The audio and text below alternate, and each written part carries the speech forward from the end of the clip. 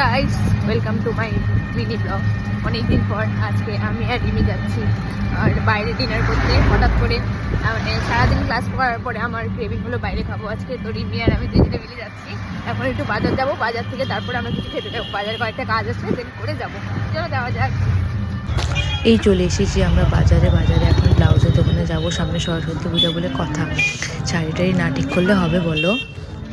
বাজারের কাজগুলো কমপ্লিট করে এখন আমরা পাপড়ি চাট নিয়েছি, পাপড়ি চাট নিয়ে যাচ্ছি এখন একটু মল। করার মতো পাপড়ি চাট খাই, এখন আবার খাইতে যেতে যাই।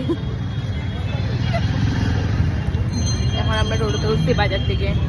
তারপরে আমরা এলাম একটু ইউজটাতে, রিমির কিছু জিনিস দেখাচ্ছিল।